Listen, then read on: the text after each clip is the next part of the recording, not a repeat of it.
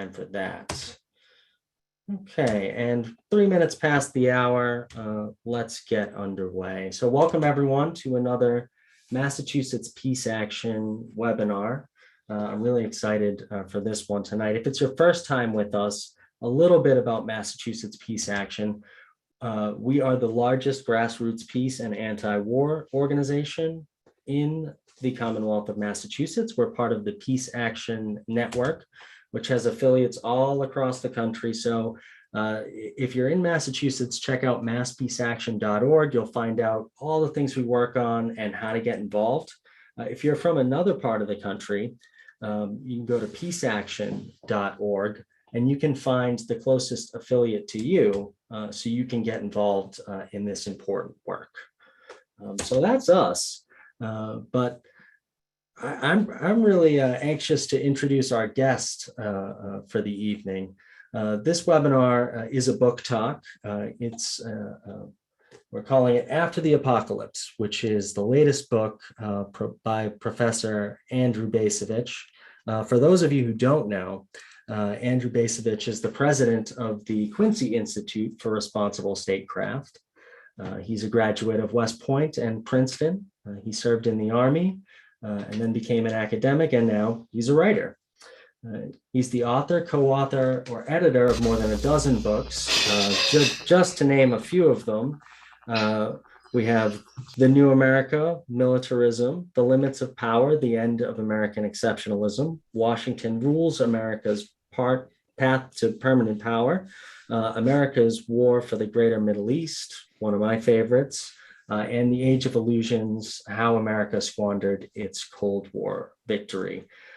He's a professor emeritus of the IR School and History at BU, Boston University, and he's held fellowships at the John F. Kennedy School of Government, the Council on Foreign Relations, and the American Academy in Berlin. So without further ado, I promised I would keep your introduction short. I hope it was short enough.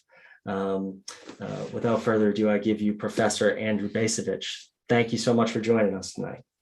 Good job, Brian. Excellent introduction. Thanks. I'm delighted to be here with you. Looks like we got a good crowd, over 90 people participating in this webinar. I told Brian and Cole Harrison ahead of time that I may not be at my absolute best this evening. I had a surgical procedure done earlier today. I'm home, but have some minor after effects. But we will plow through this. The plan that Brian and I came up with is that I will present very brief remarks, my book talk, by way of introducing the book. I think Brian is then going to follow with a set of questions to get the discussion going.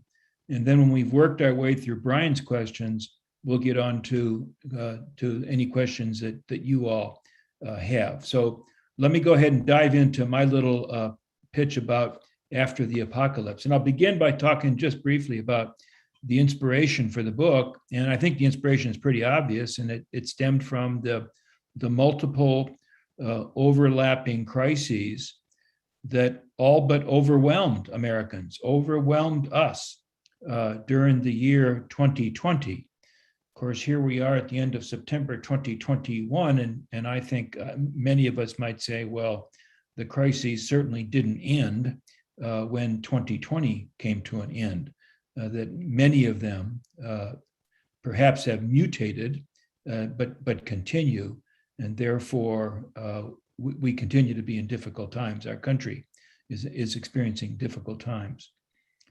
I chose the title After the Apocalypse for a very simple reason, and that is that I noticed as I began working on this project that the word apocalypse was appearing all over the press, and with some reason, because we were experiencing a set of apocalyptic phenomena. What am I referring to? Well, I'm referring to massive natural disasters, exacerbated by the climate crisis, a vicious pandemic that back then, when I was writing the book, had no known antidote, a massive economic crisis related to the pandemic that threw millions of people out of work, destroyed millions of businesses. We're still climbing our way out of that economic hole. In 2020, we had in the White House a president who was incompetent, patently dishonest, whose very actions served to stoke divisiveness. Instead of bringing people together, he caused us to separate. And there were widespread demands for a reckoning with American racism. That in turn triggered a white backlash. So I'm 74, and I remember the worst year of our life, our collective life, as 1968. The year of the Tet Offensive, the year of assassinations, Martin Luther King, Robert Kennedy, the year of the Democratic Party basically coming apart, the infamous Chicago Democratic National Convention. 1968 was a bad year, the one that I remember vividly. Well, 2020 was a bad year. Arguably, it was at least as bad. Some people might say it's worse.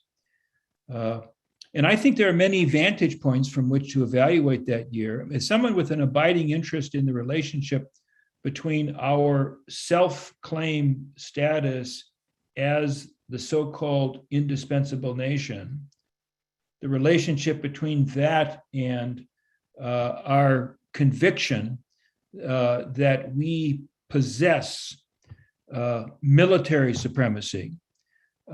I wanted to examine how events of that year could lead us to modify our role in the world, to think differently about America's role in the world. Now, you may have noticed when Brian held up the book, it's actually a very short book. You can read the whole darn thing probably in 2.5 hours. If you read it, I hope you find it readable. Frankly, I hope you'll find it provocative. I intended it to be provocative, but I certainly did not intend it to be the last word on the events of 2020, on the apocalypse. What I tried to do was to use as a vehicle to prompt debate and discussion. Now, let me admit, as somebody who writes about foreign policy, let me admit that I have very few expectations of members of the so-called blob, that is to say, the foreign policy establishment. I have very few expectations of members of the blob welcoming any debate over our role in the world. And I did not write this book for the blob. I did not write this book for members of my generation, of baby boomers.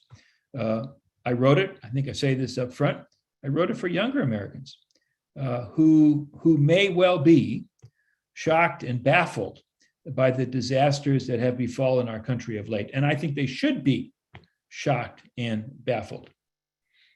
In the 30 or so years since members of my generation, the baby boomers, since we concluded, this is at the end of the Cold War, since we concluded that history had ended with us, the American, with the ultimate victor, my generation has, I think, made a hash of things. And given my personal background, Brian alluded to some of it, and my professional interests, I've long since concluded that our nation's grotesque misuse of military power provides one, not the only, but one important explanation for how things went so wrong as we come up to 2020. And I think the evidence that we lost our way is everywhere. In the book's introduction, I write that after the apocalypse is, quoting from the book now, is a reflection on manufactured memory. Now, in a sense, all history is manufactured. History interprets the past. The answers that history offers are conditional rather than final or definitive. Underlying my book is the conviction that in the present century, in the 21st century, Americans can no longer be satisfied with interpretations that prevailed in the prior century, the 20th century, and in many respects ever since 1776. So when it comes to the American past, both distant and recent, I think we have a lot of rethinking to do. So after the apocalypse explores various manifestations of manufactured memory. And in doing so, it suggests that manufactured memory be replaced with interpretations of the past that are more relevant to our present dilemmas. In other words, we need a past that helps us understand those dilemmas rather than camouflaging them. So among the topics that I talk about in this book are where to situate the United States in the larger arc of history.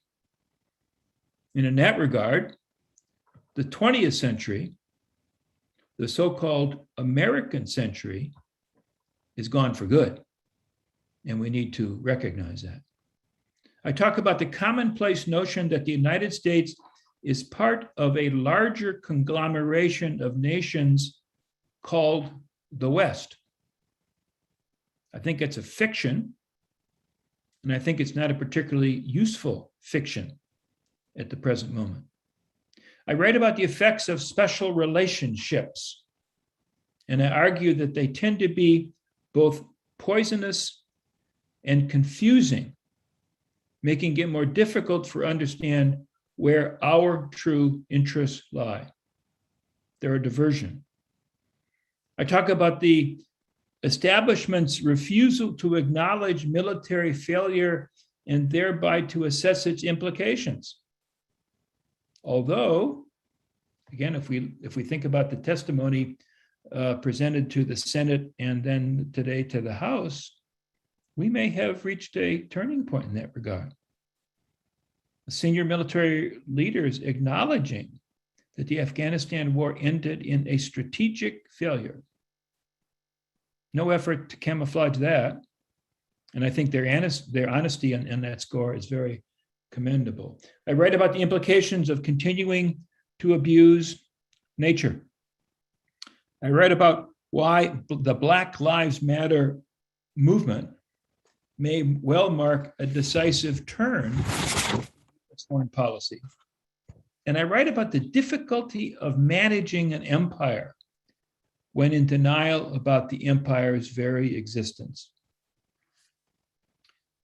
Now, I am quite frequently asked if I think that the American century is over, or whether the United States more broadly has entered into a period of decline. I think only time will tell. I'm agnostic on that basic question. But I am emphatic regarding the imperative of giving up on the illusions that have informed the thinking of political elites ever since the end of the Cold War. So it's time to come to a more realistic and more modest understanding of our place in the great unfolding drama of human existence on planet Earth. Now, I believe that Donald Trump was far and away the worst president in the history of our republic. Yet not long after the election of 2016, before he had entered into office, a reporter asked Trump to explain his friendly attitude toward the Russian leader, Vladimir Putin. He's a killer, the journalist charged. There are a lot of killers, Trump replied. You think our country is so innocent?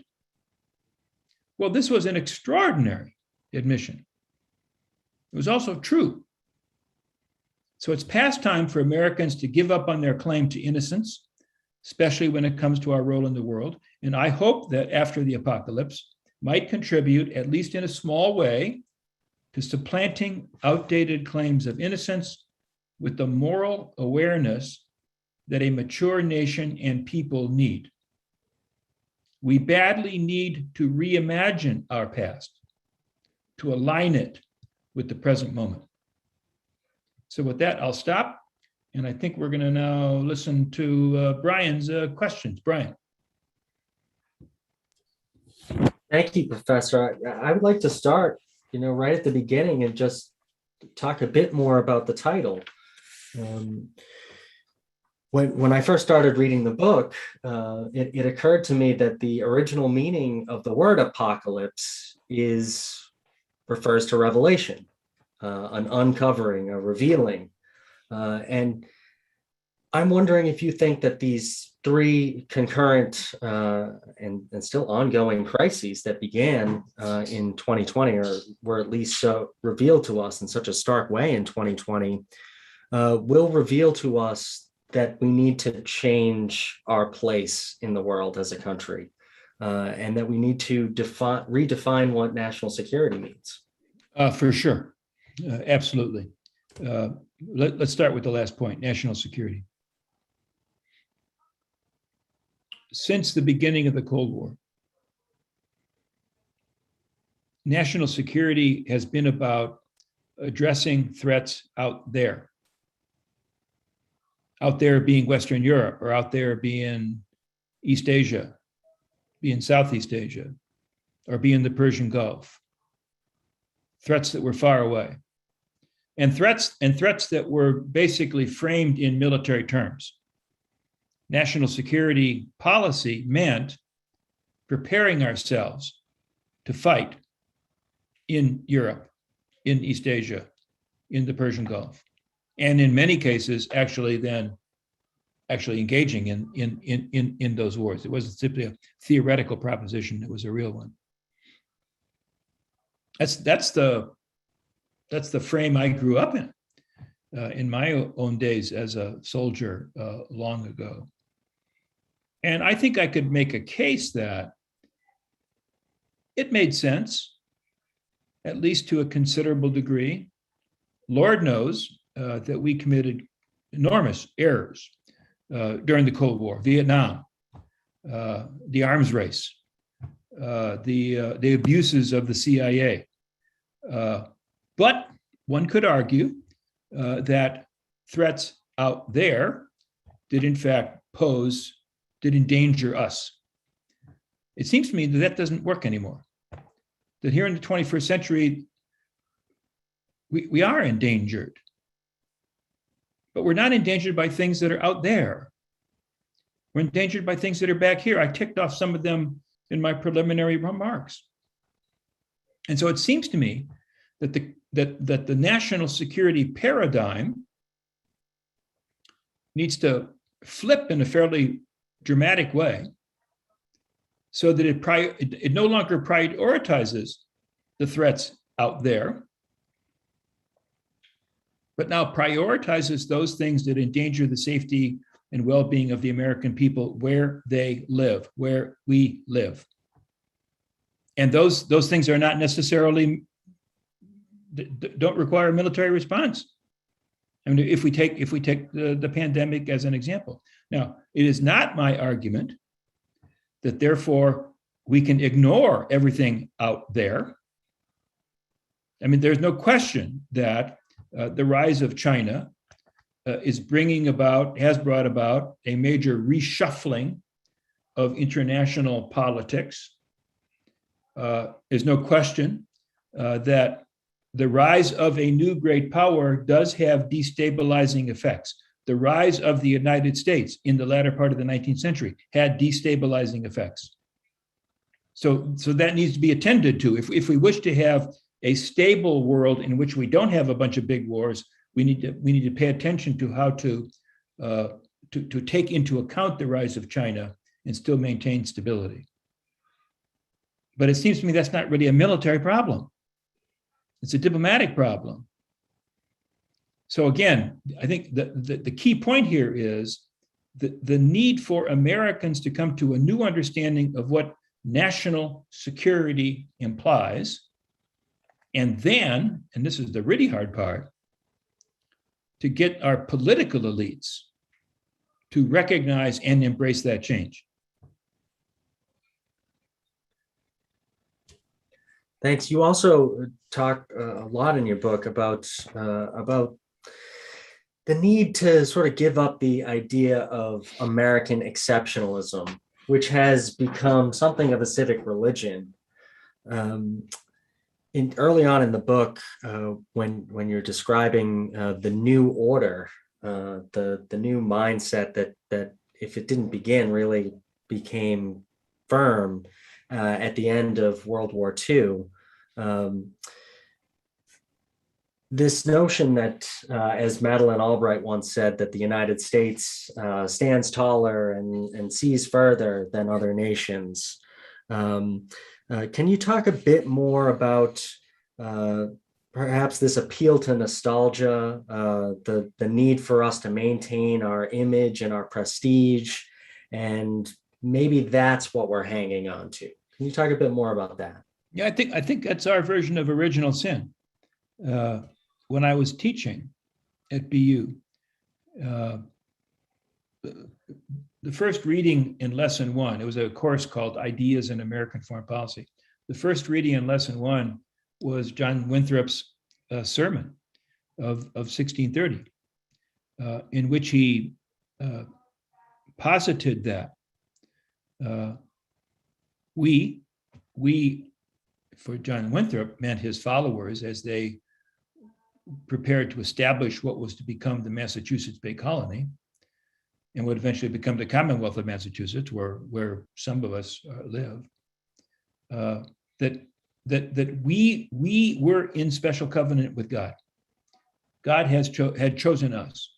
God had chosen us for a special purpose. Were we to fail in achieving that purpose, we would be punished by God. Now, that claim of covenant and of a special mission over time lost much of its explicitly religious aspect, but the basic idea I think lived on. I know it lived on. You know, if you look at the rhetoric of Abraham Lincoln at the time of the Civil War, what was it about? This is about ensuring that the government of, by, and for the people shall not perish from the earth. And we could come up with innumerable examples from other statesmen, from writers and thinkers, and so on. So this insistence that we are chosen, that we have some special purpose, that we are called upon to serve, I think is pretty much hardwired into our sort of collective consciousness as Americans. And I think in the 21st century, it is flat out dangerous. And you know, when we try to understand, you know, understandably, there's a lot of talk right now about, you know, why the Afghanistan war went so terribly wrong. Why 20 years of war we lose? You know, 20 years of war, a couple $1 trillion, all these people killed, all these people wounded, all these people displaced. And we say, well, how could we ever have been so foolish to think that as Americans we could be able to create a legitimate, effective, flourishing nation state in Afghanistan, along with security forces that would be able to provide for the defense of the country? And the answer is, well, we thought we could do it because we're Americans, and it's nuts. So, you know, when I said in my remarks, there's a need for us to come to a more modest understanding of who we are and where we fit. I think that's what I mean. You know, we are not called upon to save the world, to save humanity, to bring history to its intended destination. But what happens when, you know, foreign policy elites, members of the blob, as you described them, seem unwilling to learn the lessons of the last 20 years? In your book, you talk about plans from the different branches of the armed forces, you know, the Army plan for 2028, the Navy's plan for 2045, and so on. And they're still talking about being able to defeat any foe anywhere in the world, full spectrum dominance. Right. You know, what about the inability to learn the lessons? Well, again, it'll be interesting to see if this moment of acknowledging failure, which I think is very healthy, it'll be interesting to see where that leads. If it's just sort of a brief acknowledgement offered to a bunch of legislators, or whether it will lead to serious reflection. I'm troubled by the fact that the national security elite is already, frankly, gung-ho about embracing great power competition as an organizing principle of US policy going forward. Great power competition really is shorthand for China as an adversary. And it's shorthand for China as an adversary requiring a military response. I think a Cold War with China would be catastrophic. If, and I'm certainly not the only one making this point, it's a very obvious point. If we really want to tackle the climate crisis, that will require a big time collaborative effort, and it ain't going to happen unless the United States and China, as the two biggest polluters on the planet, can find a way to collaborate. I don't see how it's going to be possible to collaborate on climate change if at the same time we're engaged in some kind of a competition to see who's going to be the kingpin in East Asia. So that's a troubling prospect. It is, and you talk about in your book, in the chapter "Nature Bites Back," about the difference between preferred adversaries and actual threats that we face as a country. That's the military establishment, the military-industrial complex prefers adversaries like rogue states or like rival superpowers or aspiring superpowers. But I thought as a great sort of metaphor for this difference, you talked about the U.S. Navy carrier, the USS Theodore Roosevelt. Can you talk about that a little bit? Well, I begin that chapter by reminding readers that the last time we had a carrier knocked out of action was in 1945. Japanese kamikazes attacked the Bunker Hill, didn't sink it, caused terrible damage, killed several hundred sailors, and the Bunker Hill was able to limp back to Pearl Harbor and to a dockyard to be repaired. That was 1945. We haven't had a carrier knocked out of action since. Oops. Until we get to the story of the Theodore Roosevelt, which was knocked out of action, not by any action on the part of an enemy, but by COVID-19. And I think that is a very good example of how threats, to use that term, I'm not sure it's the right term, but how threats are changing. And as big, as powerful as the Roosevelt is, as dedicated and trained as their sailors were, COVID-19 put that aircraft carrier out of action as decisively as had the Japanese kamikazes put the Bunker Hill out of action in 1945. And there certainly is a big lesson there to be learned. Yes, and we've been advocating during the past year and a half that the COVID-19 pandemic especially has revealed the vulnerabilities of our national security and our society generally. And, to use a slogan that you can't bomb a virus, that overinvestment in the military hasn't made us stronger, it's made us more vulnerable. Because we haven't invested in things like the NIH. But just in the past week, the House of Representatives has voted an additional $38 billion to the Pentagon. I think it's now up to $778 billion.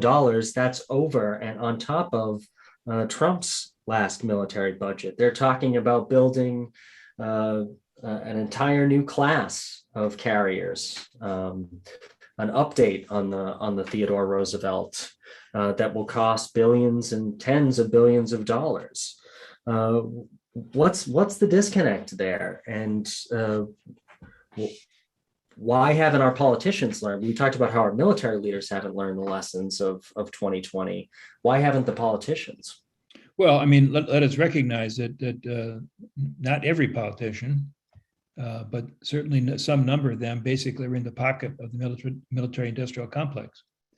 There are jobs that would be lost if there were a major reduction in the size of the United States military. That would affect campaign contributions going to members of Congress. So there's that angle. But the other angle, I think, is that, I'm repeating myself here, but the other angle is, what does national security mean? What does the phrase mean? And our political leadership, elected, appointed, throw in the media, throw in most members of most think tanks, we are conditioned to think that national security means military preparedness vis-a-vis some kind of an enemy out there.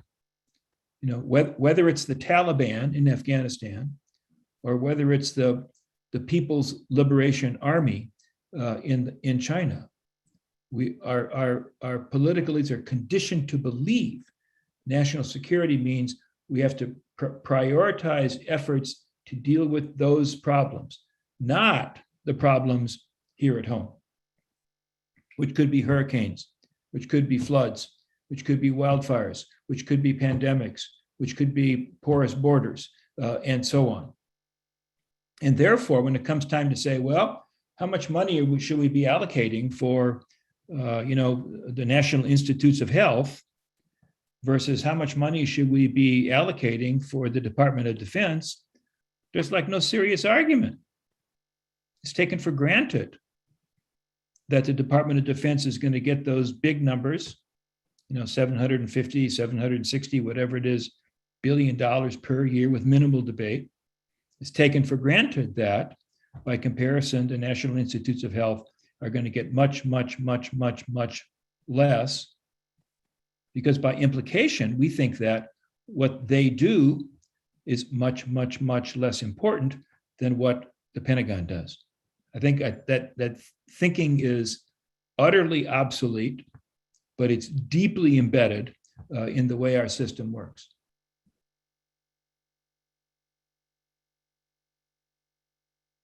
And if you're in Massachusetts and listening to this right now, I'm going to put a link in the chat. Here's a way that you can express your thanks or your displeasure at how your representatives voted on this last increase to the military budget. Professor, I just want to ask one more question before I turn it over to the audience so they can get a chance to participate. There was one thing that I underlined from the conclusion of your book. You wrote, "Tinkering won't do," and that really spoke to me because, as we were just saying, there was an amendment to the National Defense Authorization Act. It didn't even pass, proposing to cut our military budget by a measly 10%. That it would be great, but that to me seems like tinkering. And I'm not sure how much longer our society can last by just making changes around the margin. What you call for is something much more radical. For instance, you call for a U.S. withdrawal from NATO in the next 10 years. What kind of other fundamental changes do you think we need to make in the short term in order to adapt to a transformed world? So let's break the world into three big pieces: Europe, Asia, and the greater Middle East. when the United States committed itself to the defense of Europe in the wake of World War II, that was an act of enlightened statesmanship. Because back then, NATO was created in 1949. Back then, Western Europe had been shattered by war, was economically a long way from real recovery. I think it had been shattered morally and psychologically by the events of two successive world wars separated only by 2 decades. So to put it bluntly, liberal democratic Europe needed our help, and we offered it, and it was right and it was important to do. So here we are in 2021. Now Europe is united. Europe has its problems, if you look what's going on in Hungary and Poland. But by and large, the continent is prosperous, the continent is stable, the continent is free. I don't think we have any serious expectations that Europe as a whole is going to slide toward authoritarianism. And more to the point, Europe is fully capable of managing for its own fairly modest security needs. I mean, Putin's a bad actor, but he's not Joseph Stalin. Russia is not the Soviet Union. So our commitment to Europe is redundant. And therefore, we should tell our friends, our job's done. We've helped to restore you to prosperity and security. You take over. And, give them, let's say, a 10-year period to figure out how they're going to do that, but withdraw the United States from NATO at the end of that period. That's Europe. Let's look at the Persian Gulf. We made a similar commitment to the Persian Gulf in 1980 when Jimmy Carter promulgated the Carter Doctrine. And we said, Persian Gulf is a vital US national security interest. We began gearing up for intervention, and lots and lots of interventions have ensued ever since. The biggest ones being the Afghanistan war that began in 2001 and the Iraq war that began in 2003. The object of the exercise was what? To bring stability, to spread democracy, to end militant extremism. We didn't get any of that done. I think current estimates by a reputable research institution at Brown University say we've probably spent something on the order of $7 or $8 trillion, and we haven't got the job done. So my argument would be that the militarization of policy toward the greater Middle East that began in 1980 has failed. And trying harder ain't going to make it better. So we should demilitarize US policy to the region. That doesn't mean that we ignore the Middle East. It means we rely on diplomacy rather than military action. It means we try to make ourselves an honest broker to bring about diplomatic solutions. Now, if we think the third region, East Asia, as I said earlier, I think that the rise of China has major geopolitical consequences that threaten stability. Not because the Chinese are necessarily engaged in some kind of a plan to take over the world, but people get nervous about the changing sort of balance of power. And there, I would argue that the presence that we have maintained since World War II probably contributes to stability. And therefore, we shouldn't leave. Leave Europe, yes. Leave the greater Middle East, yes. Stay in East Asia. And the point of that little sort of parable is that we need to make judgments, pragmatic judgments. What's necessary, what works, and therefore to adjust our global posture appropriately.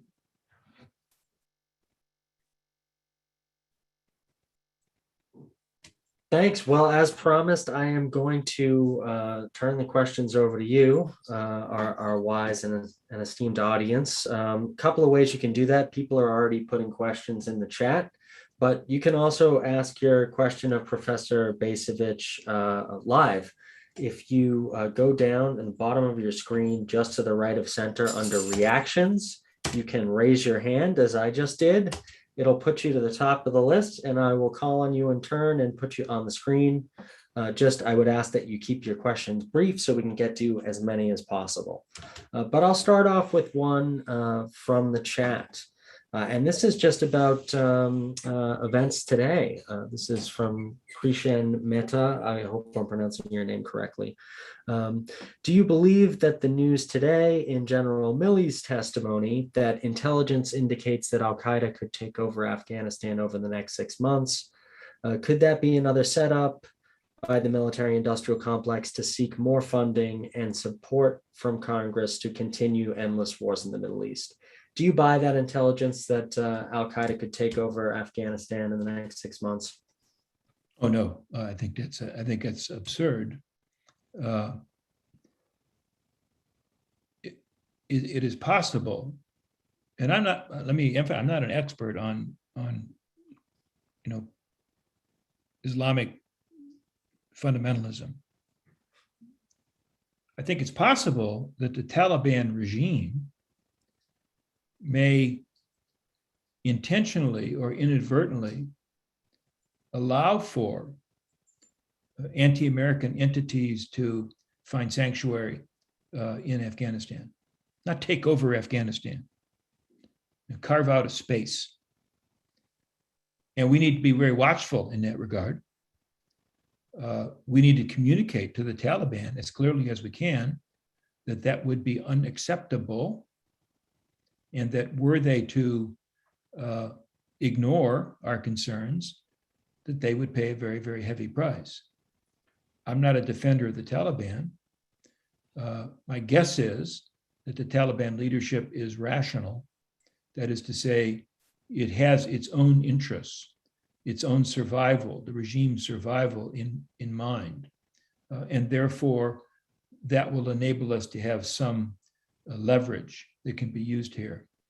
No, I don't think that somebody like Milley is going to use this occasion to say something because he's sort of scheming to figure out a way to, benefit the military-industrial complex. Brian, you made the key point. And the key point is, regardless of what the generals say, we've got the Congress shoveling money to the military. And so the real problem is why the heck, the real question is why the heck does the Congress do this? And of course, that gets you into all kinds of military-industrial complex matters. But I don't think that I'm not an admirer of Milley. I think actually he should have been fired at least twice. But I don't think he's a conniver. Well, that's good to know. I'll get right back to the questions, but just to let people know, don't be shy. Go ahead, raise your hand. Hey, Gordon Fellman, let me ask you to unmute yourself, and I'll put you right up on the screen with us. Okay. Go Question ahead. I want to ask Professor Bacevich is this. Eisenhower warned about the military-industrial complex, of course. It's been recently suggested in a number of books that the point of war is no longer to win the war, but to make money for the arms manufacturers. So the longer the war goes on, the better it is for business. War is a business, right? Just as private guns are a business to keep the gun industry in power. So my question is, how can we imagine a sane, rational, and globally safe foreign policy with the economic system that we're in? You kind of lost me on the last part. Oh, yes. I said, how can we imagine? Are you saying the problem is capitalism? Yes. Well, not the problem, but one of the major pieces of our problem is an economic system that finds war attractive. And it seems to me the F-35, the aircraft carriers, these are gigantic scams. and they're making money off them. And that's why the defense budget keeps going up. They want more money. Even Biden is willing to give them more money. Well, okay. So arms manufacturers want to have bigger contracts to purchase weapons. Mhm. And their interest has nothing to do with the well-being of the United States. It has everything to do with the corporate bottom line. Exactly. But I would say that, I guess maybe I misinterpret you, but that an unspoken premise here is that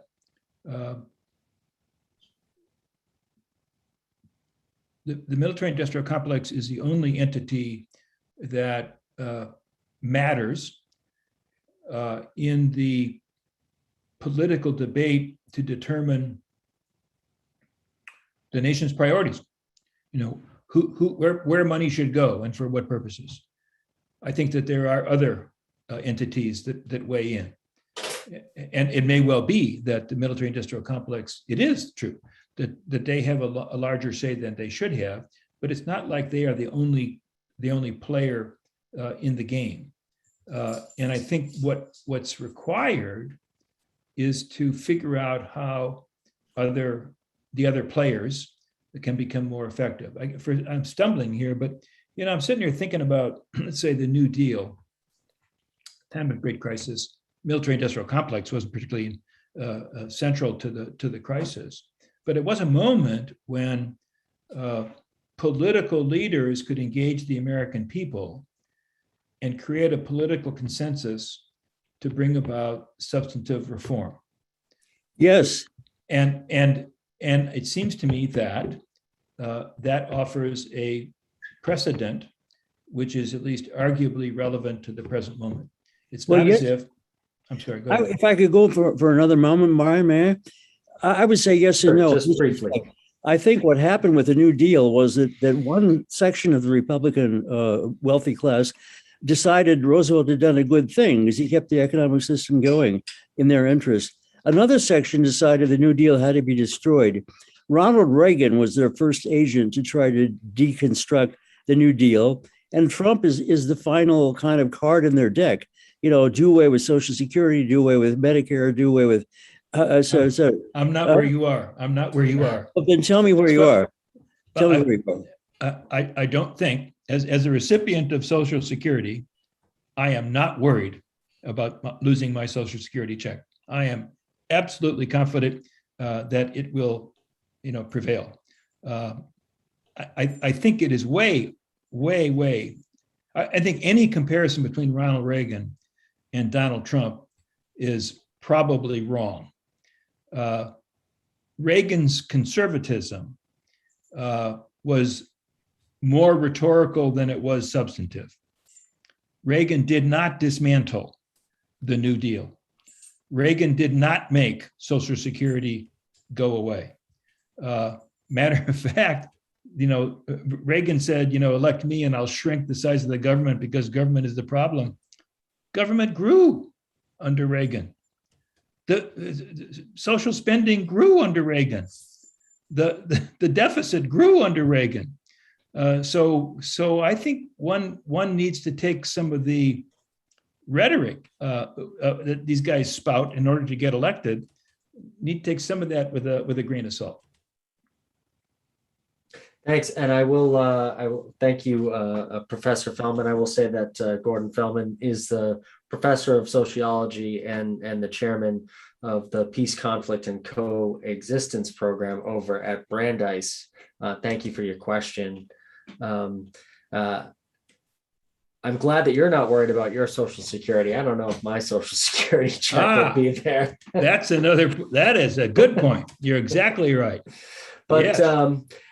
Let's keep it going. Zarina, I'll ask you to unmute. You can put your camera on or not, whatever your preference, but go ahead with your question for Professor Bacevich.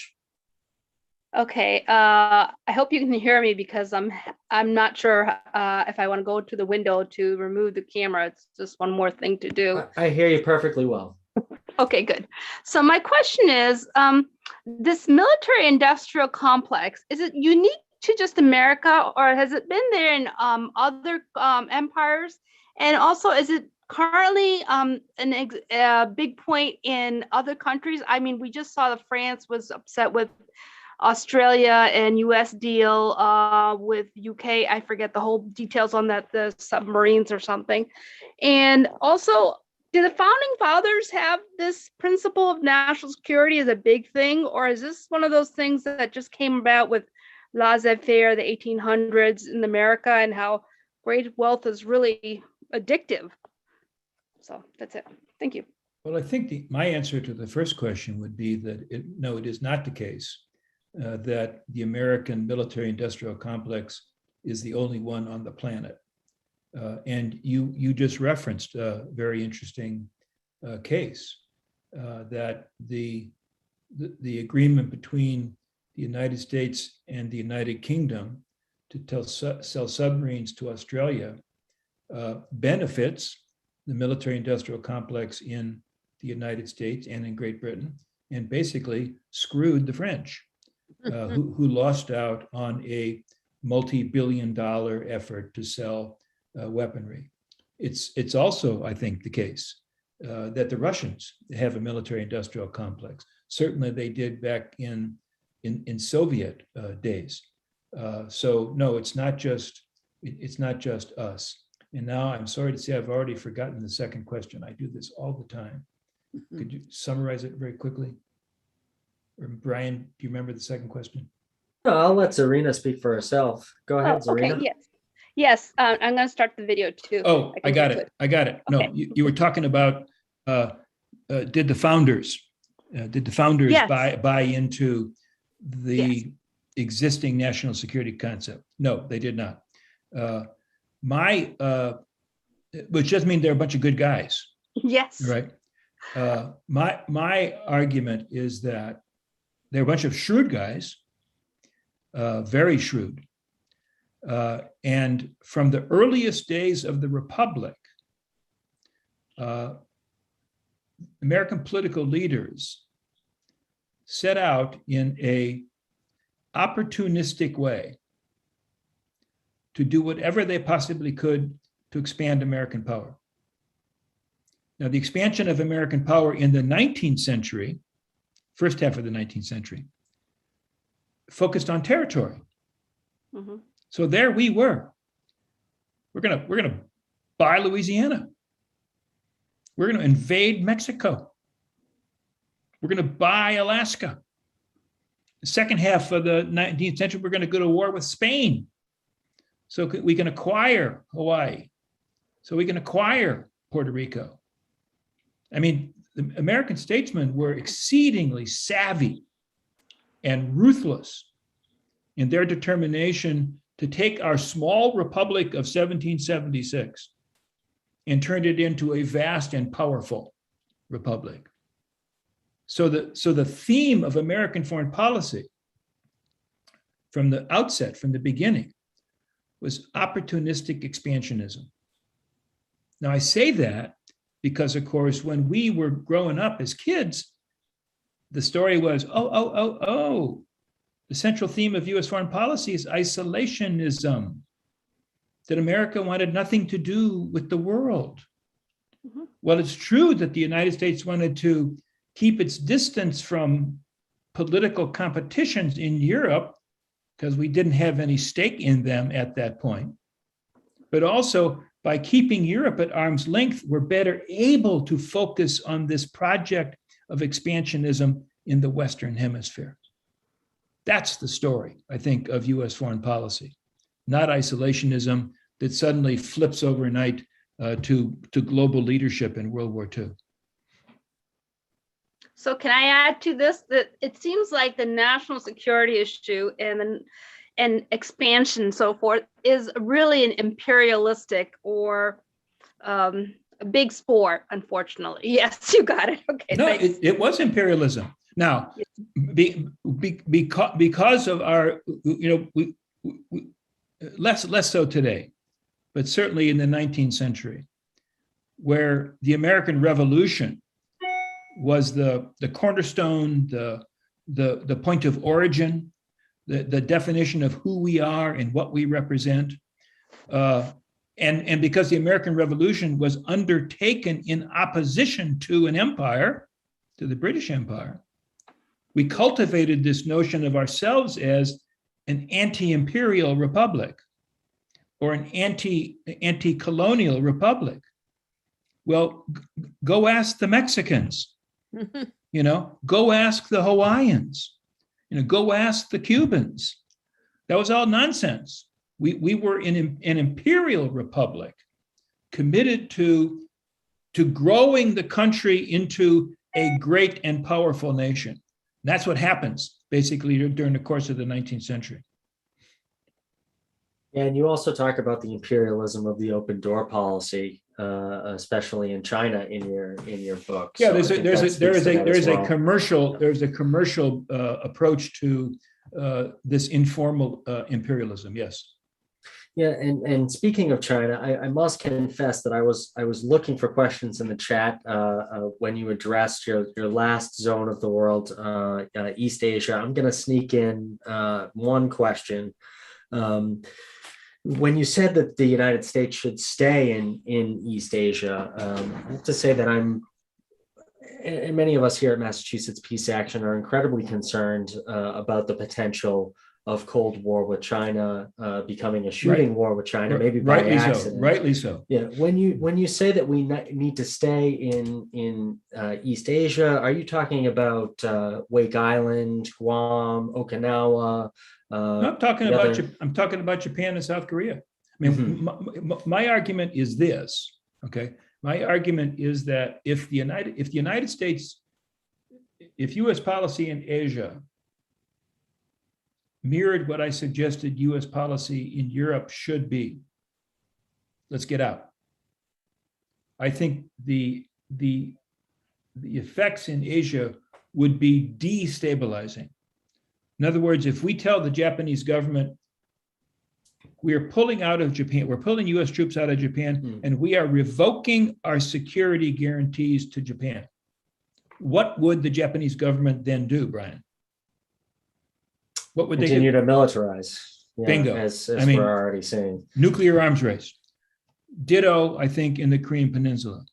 So when I say maintain a U.S. military presence, I'm not trying to say and let's get ready to get it on with the Chinese. I'm saying that the situation is very delicate, and we need to make sure we don't do anything rash that undermines the precarious stability that exists there today. 50 years down the road, it could be at that point that relations between the United States and China with other powers is relatively stable. And at that point, maybe it would make sense then to withdraw US forces. I just don't think that now is the moment to do that. My argument is not that, bring every last American soldier home. We need to bring a bunch of them home, but not every last one.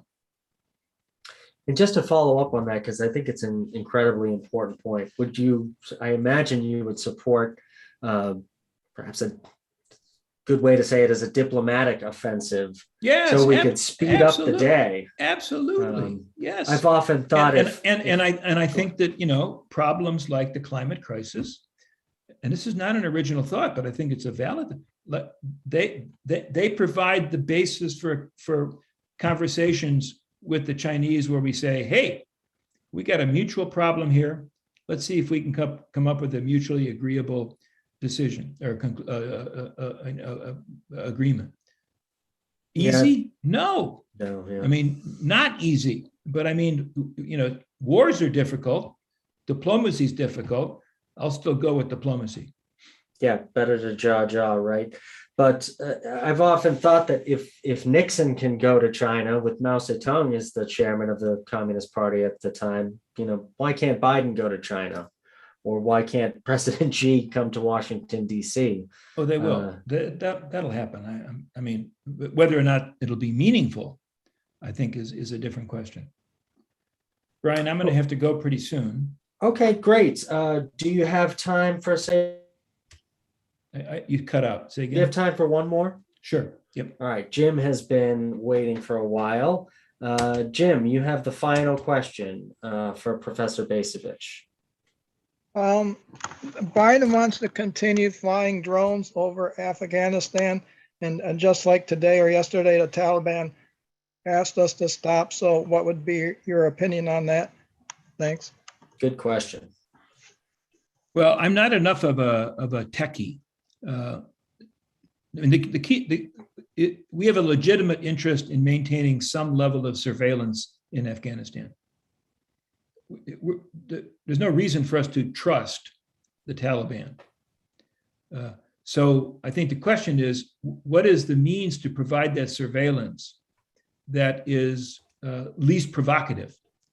And I think, quite frankly, if I were the Taliban, I'd probably get annoyed if there are a bunch of American drones flying overhead. But again, there may well be other means of collecting intelligence to give us a reasonable understanding of events on the ground. And if I were the president, I would have my intel people in there, and I'd be saying, hey, come back in 2 weeks. I want that plan. It's going to cost a lot. I don't care. Tell me what that plan is. I think that would be a reasonable thing to do.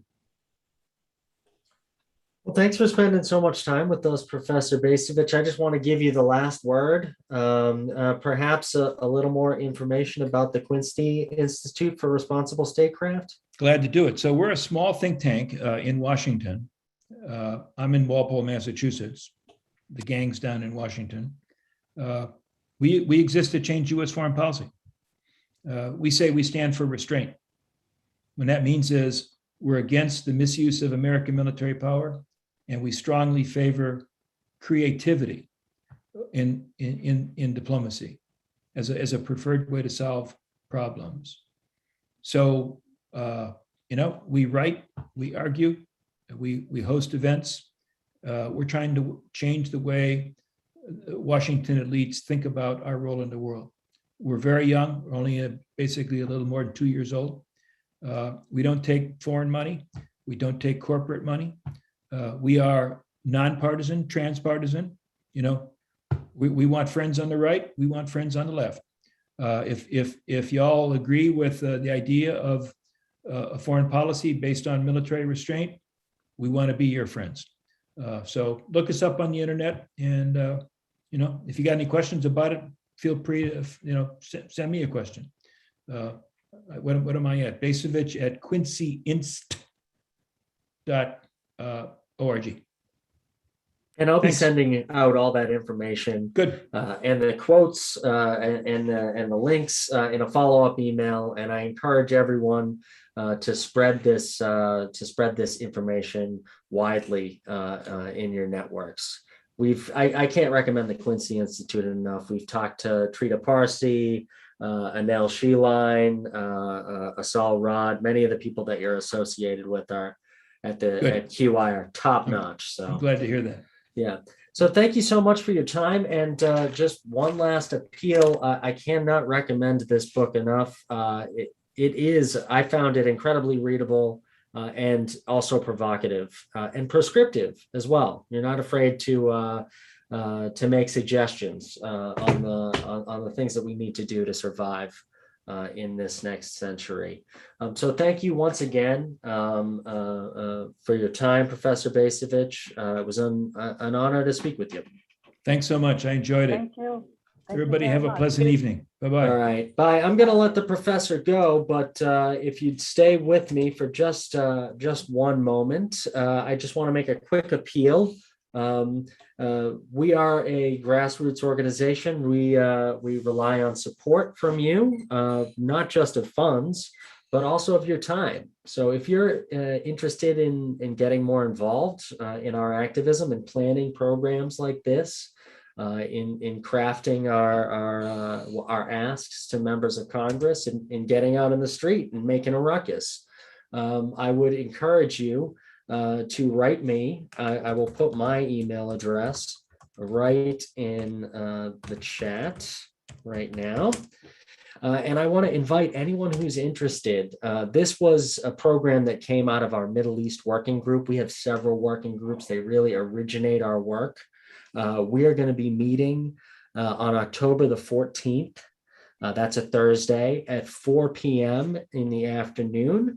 And if you're interested in doing that, and I'll appeal again in the follow-up email, write back to me. We'd love to have you. We always want to bring in new people to, bring in fresh ideas and really move the work forward. So that's my little appeal. We are a membership organization. You can check us out at masspeaceaction.org. And please consider becoming a member. We are truly believe in the grassroots, and we rely on people like you to help us with making the decisions. And if you're in a different part of the country, I would recommend that you go to peaceaction.org and find your local affiliates. Our sister organizations are all across the country, and they would appreciate your help as well. So please do look out in your inboxes. I will send you a copy of the recording and several relevant links. And please spread it far and wide. Spread the word as far as you can. And I really appreciate you all coming. We couldn't do it without an audience. So why don't you give yourselves a round of applause? And tomorrow night, we're going to be talking with Vijay Prashad, who is the director of the Tricontinental Institute and a scholar on China. I will send a link so you can register for that as well. That's going to be 7 p.m. tomorrow night. Another great program. Don't miss it. And with that, I will say good night and peace to you all. Thank you.